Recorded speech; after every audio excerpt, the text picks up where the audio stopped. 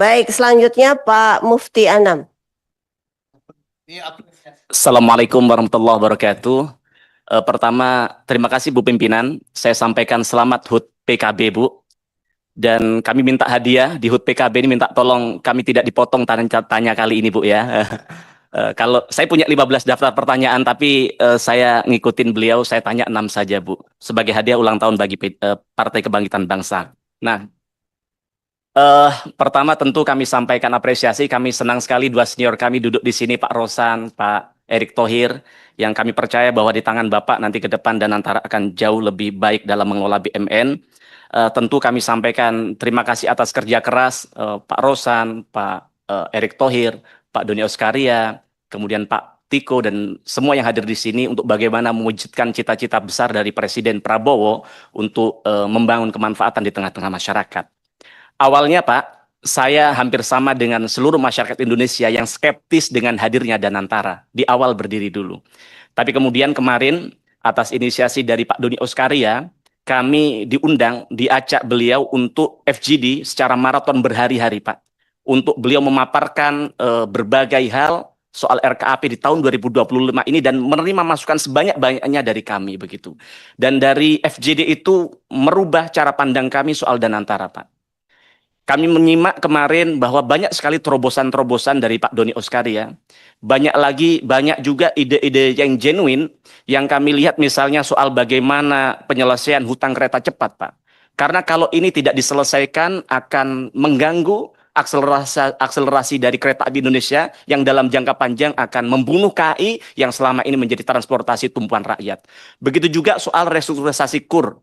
Begitu juga soal opsi-opsi penyelamatan terhadap BUMN-BUMN yang hari ini perlu kita selamatkan karena terkait dengan hajat hidup orang banyak. Dan banyak lagi yang lain yang kemudian menyadarkan kami bahwa Danantara ke depan tidak hanya hadir, tapi juga memberikan energi baru bagi BUMN. Nah, tapi ada yang menarik dari salah satu kawan kami kemarin, mohon izin saya kutip di sini pernyataan Pak Sarmuji, yang ini menjadi otokritik bagi kita semua bahwa sesuatu yang diusahakan oleh BUMN seringkali gagal dan merugi, Pak. Tapi kemudian kalau itu dikerjakan oleh swasta, justru untung dan sukses besar. Misalnya saja ketika pandemi COVID-19, banyak sekali industri farmasi kita kemudian tumbuh. Kami saja punya tetangga jualan masker, Pak. Hari ini berkembang pesat, bahkan dia bermigrasi ke industri yang lainnya begitu. Tapi kita lihat industri farmasi kita hari ini kita justru akan selamatkan itu karena tidak bisa optimal ketika diberikan privilege oleh pemerintah saat itu begitu. Begitu juga dengan jalan tol. Begitu juga dengan Perumnas. Bagaimana kita lihat hari ini developer sukses tapi justru Perumnas dari tahun ke tahun minta bantuan pemerintah untuk penyelamatan begitu. Nah, sehingga kami sangat apresiasi, kami sangat optimis bahwa ke depan Danantara akan mampu untuk menggerakkan ekonomi masyarakat. Saya juga mencatat langkah-langkah besar yang dilakukan oleh Pak Rosan untuk bagaimana mendorong arah baru investasi strategis nasional. Kalau semua rencana ini Pak Rosan dilakukan dalam koridor hukum, kalau dilakukan dengan mengedepankan kepentingan rakyat, kami di Komisi 6 akan sangat mendukung setiap langkah Bapak. Nah, tapi tentu dalam rangka check and balance pada kesempatan hari ini kami ingin menyampaikan beberapa hal agar kemudian Danantara dan BUMN bisa tetap on the track, Pak. Yang pertama soal dividen BUMN yang diberikan kepada Danantara.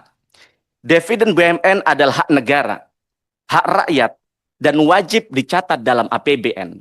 Nah, tapi hari ini praktik yang terjadi adalah dividen itu tidak lagi masuk ke kas negara. Tidak lagi dikelola oleh Kementerian Keuangan, tapi dialihkan ke Danantara, Pak.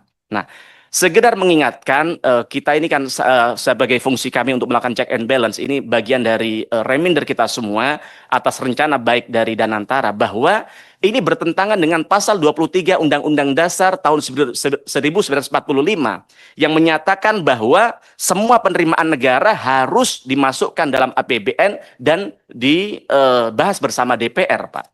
Nah, tapi kabarnya ke depan Danantara tidak berkewajiban melaporkan penggunaan dividen ke DPR. Nah, maka kami bertanya, siapa ke depan yang akan melakukan check and balance terhadap semua yang dilakukan oleh Danantara, Pak? Apakah kemudian seperti yang disampaikan oleh Pak Rosan tadi akan dilaporkan dan kepada Presiden? Jelas mustahil kalau setiap transaksi keuangan yang dilakukan oleh Danantara dilaporkan kepada Presiden karena Presiden urusannya sangat kompleks begitu Pak. Nah maka kami mengingatkan jangan sampai niat yang mulia, niat yang baik dari Danantara ini kemudian menjadikan Danantara negara dalam persoalan pengelolaan keuangan Pak. Nah padahal pengalihan dividen Danantara dampaknya sangat jelas. Negara hari ini kehilangan pemasukannya. Nah, Kementerian Keuangan hari ini harus memutar otak untuk bagaimana menambal defisit. Yang kemudian maka lahirlah kebijakan-kebijakan yang membuat rakyat kita hari ini keringat dingin. Bagaimana Pak Rosan melihat bahwa rakyat kita hari ini mereka jualan online di Shopee, di TikTok, di Tokopedia, dipajaki Pak. Bagaimana mereka para influencer kita, para pekerja-pekerja digital kita, semua sekarang dipajakin. Bahkan kami dengar bahwa dalam waktu dekat orang yang mendapatkan amplop di kondangan di hajatan juga akan dimintain pajak oleh pemerintah. Ini tragis. Nah, sehingga ini membuat rakyat kami hari ini cukup menjerit, yang kemudian UMKM kita juga bingung, anak-anak muda kita di daerah-daerah hari ini yang jualan toko-toko online mulai berhitung ulang, Pak.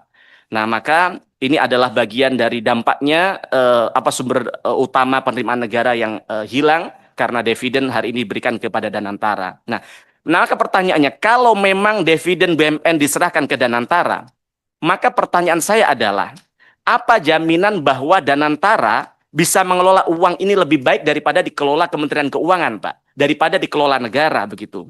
Nah, kita aja bicara misalnya soal 90 triliun, Pak. 90 triliun kalau diberikan beras, Pak. Masya Allah, itu dapat menghidupin rakyat kita yang kelaparan di desa-desa. 90 triliun kalau dibuat untuk meningkatkan pendidikan rakyat, maka akan meningkatkan kualitas sekolah-sekolah kita. Pak Rosan, Pak Erick Thohir mungkin hari ini sering mendengar berita bahwa ada ketimpangan, ada sebuah ironi bahwa sekolah-sekolah swasta antri bertahun-tahun, Pak. Tapi justru di sekolah-sekolah negeri, Pak Rosan, hari ini yang daftar hanya 1 siswa, yang kemudian memaksa sekolah untuk menutup sekolahnya. Karena apa? Karena kualitasnya menurun. Rakyat lebih percaya kepada sekolah swasta daripada sekolah negeri. Maka harapan kami, dana yang begitu besar yang harusnya bisa meningkatkan kualitas pendidikan, bisa menghidupi rakyat, ini bisa benar-benar dimanfaatkan dengan optimal. Maka kami di DPR tidak akan tinggal diam, kami akan pastikan bahwa uang rakyat harus kembali kepada rakyat. Bahwa setiap rupiah dividen yang diberikan negara kepada Danantara harus bisa dipertanggungjawabkan, harus bisa diaudit, harus bisa dipantau agar ke depan semuanya bisa sesuai dengan harapan kita semua, begitu. Nah, maka harapan kami sebelum kita berbicara lebih jauh, tupoksinya harus diperjelas karena kami lihat sampai hari ini, jangankan rakyat, kami saja di Komisi 6 masih bingung tupoksi antara Kementerian BUMN dan juga BPI Danantara. Maka ke depan ketika ada sebuah fraud, ada sebuah kegagalan, jangan terjadi blame shifting yang kemudian saling menyalahkan antara Kementerian BUMN dan juga Danantara, begitu. Kemudian kami juga mengingatkan bahwa ada istilahnya jas merah, Pak. Jangan pernah sekali-kali melupakan sejarah. Itu pesan dan ajaran penting dari para founding father kita, pendiri bangsa kita. Kalau kami lihat hari ini, tiba-tiba Danantara belum pernah rapat bersama Komisi 6, yang kami lihat tiba-tiba semua baliho, semua media-media promosi sudah berubah dari BUMN ke Danantara, Pak. Begitu juga dengan logo-logo yang dipakai baju para BUMN kita sekarang sudah berganti Danantara, begitu. Mohon izin, apakah seburuk itu BUMN selama ini? Izin, Menteri BUMN-nya masih ada, Pak. Lembaga BUMN masih ada. Dan selama ini apakah BUMN buruk? Tidak. Saya Mufti Anam menyaksikan dari tempat ini 5 tahun. Kami melihat bahwa banyak sekali transformasi yang sukses dilakukan Pak Erick Thohir dalam memimpin BUMN. Tapi mohon izin, apakah saya dekat dengan Pak Erick Thohir? Tidak. WA juga jarang dibalas kadang, Pak. Loh, ya. Beliau datang 2 kali di tempat kami, di rumah kami, di Banyuwangi, di Pasuruan, di mertua kami tidak pernah digabari, tidak apa-apa. Banyak urusan konstituen kami tidak deliver, bahkan satu pun tidak deliver dari beliau, kami tidak apa-apa. Tapi di tempat ini kami harus profesional mengakui bahwa Pak Erick Thohir sukses dalam mentransformasi BUMN. Walaupun kami lihat hari-hari ini kita lihat bahwa ada Pertamina, ada BRI dan sebagainya yang terjadi skandal, tapi kita tidak menafikan bahwa banyak sekali yang kemudian transformasi sukses dilakukan. Apakah Bapak mau kemudian apa yang sudah Bapak lakukan hari ini, misalnya dilakukan oleh Pak Doni Oskaria. Kemarin saya puji Pak Doni. Pak Doni begitu cerdas karena semua BUMN hafal 1087 BUMN hafal, Pak. 1087 beliau hafal persoalan dan masalahnya. 1043 beliau hafal persoalannya. Saya saja di lima tahun di tempat ini jangankan mencari solusi, hafal nama-nama BUMN saja tidak hafal. Nah, apakah mau 5 tahun lagi ketika bapak-bapak sudah berdarah-darah, bagaimana menyelamatkan BUMN, kemudian nama bapak dilenyapkan dari apa yang bapak lakukan begitu? Nah, harapan kami itu tidak. Yang kedua, kami ingin mengkonfirmasi soal Pak Mufti, tolong dipercepat karena ada 20, mohon maaf ya, ini Iya. tidak membatasi, ada 26 pertanyaan Iya. teman-teman. Saya baru nomor 1 tanya. Ya, tolong ya. Saya baru nomor 1, Bos. Nah, nggak Ini apa-apa. saya baru nomor 2, izin. Iya. Nggih. Beliau tadi dipercepat. 6 tanya. Saya punya 15 pertanyaan, saya hanya tanya 6. Saya sudah ngapunten. Ini bukan kritik, ini kecintaan kami kepada Danantara, begitu. Mohon izin, Pak. Kalau cara penyampaian saya seperti ini, Pak. Mohon maaf, saya ini 10 bersaudara. Mohon izin, Pak Andre. Saya 10 bersaudara, Pak. Kami lahir dari keluarga miskin. Abah saya hanya guru ngaji. Jadi kami ditempa dalam lingkungan yang keras. Jadi sehingga cara bicara kami begini. Tapi Bapak kalau tahu seperti teman-teman, hati kami tidak seperti apa yang kami sampaikan sebenarnya, Pak. Begitu. Nah, mohon izin, Pak Andre. Yang kedua, soal utang 10 miliar US dollar Danantara. Soal utang 10 miliar US dollar yang akan diajukan Danantara kepada bank asing dalam bentuk multi currency, Pak. Nah, jujur kami sedikit kaget soal hal ini begitu, karena setahu kami Danantara diciptakan untuk bagaimana mengoptimalkan investasi, duit yang kita punya untuk investasi. Tapi ternyata juga menjadi bagian dari kepanjangan tangan pemerintah untuk melakukan hutang begitu. Maka kami ingin tanyakan soal hal itu, betul nggak utang 10 miliar US dollar? Untuk apa? Dan sekarang dividen yang sudah diberikan negara yang 90 triliun, bahkan kalau kita menyatir pernyataan Pak Rosan di media 150 triliun, bahkan kemarin ketika kami tanya ketika FGD ternyata hanya 140 triliun, itu duitnya kemana? Apa tidak cukup untuk melakukan akselerasi dan investasi begitu? Nah, kami hanya mengingatkan jangan sampai pinjaman 10 miliar dolar itu tidak menggunakan jaminan-jaminan yang terkait aset bangsa. Karena mohon izin kami saja melakukan pinjaman 10 juta, Pak, itu harus gadaikan PBKB, Pak.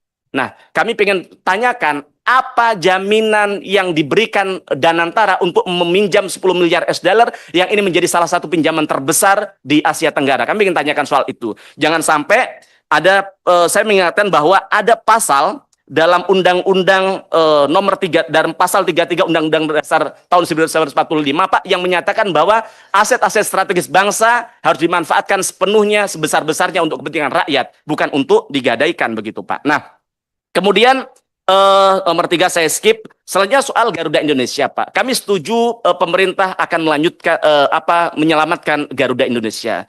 Tapi harapan kami setiap aksi yang dilakukan Danantara disampaikan dulu kepada DPR roadmap-nya, Pak. Kami jujur agak sedikit kaget kemarin ketika Danantara memberikan pinjaman 405 juta US dollar ke Garuda Indonesia. Nah, karena sebelumnya tahun 2022, Pak, kami juga pernah memberikan PMN kepada mereka 7,5 triliun. Tapi apakah kemudian Garuda Indonesia selesai? Sembuh? Tidak juga, Pak. Maka yang perlu yang sebelum memberikan pinjaman ke depan, harapan kami perlu diperbaiki dulu tata kelola dari mereka. Perlu diperbaiki dulu budaya-budaya koruptif yang ada di dalamnya. Karena kalau tidak, berapapun duit negara, duit Danantara yang diinvestasikan ke sana pasti akan tidak mampu menyelesaikan. Karena kami setuju soal ini karena apa? Karena kita tahu bahwa penerbangan kita yang punya swasta, saya sebut saja Lion Air, Batik Air, Pak Rosan, itu semakin ugal-ugalan dalam melayani rakyat, Pak. Mereka sering delay berjam-jam, cancel semaunya sendiri. Yang ini penting untuk hadirnya maskapai penerbangan negara untuk bagaimana bisa hadir melayani rakyat, begitu, Pak. Nah, kemudian yang kelima soal hilirisasi Kemenyan, Pak. Nah, saya sangat tertarik dengan ide Pak Wapres Gibran soal hilirisasi Kemenyan. Nah, gagasan yang wangi seperti bau kemenyan, tapi sayangnya yang kita hirup masih ide, belum aroma nyata di lapangan. Nah, tapi saya pikir ini adalah sebuah gagasan yang menarik. Ini adalah salah satu contoh penting bagaimana komoditas langka khas Indonesia justru dinikmati nilai tambahnya oleh negara lain, Pak. Nah, maka pertanyaannya, apa langkah konkret dari Danantara ke depan? Jangan sampai rakyat seperti di Tapanuli cuma jadi tukang sadap yang yang kaya justru malah eksporter dari Kemenyan itu, Pak. Nah, apakah Danantara siap menjadi katalis kedaulatan ekonomi berbasis komoditas lokal atau masih terus sibuk di tambang dan soal jalan tol? Maka harapan kami ini perlu untuk menjadi perhatian bagi Danantara. Sudah itu aja, Bos. Nanti dimarahin Bos Andri. Matur nuwun. Assalamualaikum warahmatullahi wabarakatuh. Baik, terima kasih. Memang mungkin Pak Mufti agak lupa ya. Padahal undang-undang yang kita sahkan Undang-Undang Nomor 1 Tahun 2025 itu sudah menjawab seluruh pertanyaan Pak Mufti itu, termasuk soal kenapa uang dividen itu tidak ke Kementerian Keuangan lagi. Masa Pak Mufti lupa asal undang-undang yang Pak Mufti bahas sendiri gitu loh. Enggak. Lalu yang kedua, saya rasa tidak ada soal adu domba ya. Apa namanya? Tidak ada soal Pak Erik ditinggalkan oleh Danantara karena Pak Erik ini kan Ketua Dewan Pengawas Danantara, Pak Mufti. Setiap keputusan diambil oleh BPI Danantara tentu dikonsultasikan oleh apa namanya Menteri BUMN sebagai Ketua Dewas Danantara. Apalagi kalau soal teknis Danantara memang karena operating holdingnya sekarang ada di Nantara. Lalu kenapa kita rapat pertama kali di Komisi 6? Karena memang baru kemarin Mbak Puan mimpin rapat pembagian mitranya gitu loh. Kalau Ketua DPR dari kemarin-kemarin sudah menetapkan mitra, ya tentu kita sudah bisa rapat gitu loh. Jadi itu tolong dipahami. Kenapa kita baru bisa rapat hari ini? Karena memang Ketua DPR baru memimpin rapat beberapa waktu yang lalu. Paripurna menetapkan baru beberapa minggu yang lalu sehingga kita baru bisa rapat hari ini. Jadi Pak Mufti pahami. Terima kasih Pak Mufti. Lanjut ke saya tidak ingin membatasi jadwal ya, tapi kita kan harus berbagi sama teman-teman yang lain ya. Kalau bisa satu penanya maksimal 5 menit lah ya supaya semua bisa kebagian ya ya semua ya. Pak Rosan silakan Pak Rosan. Bapak-bapak Ibu sekalian. Beliau akan pamit dengan kita. Ya, silakan.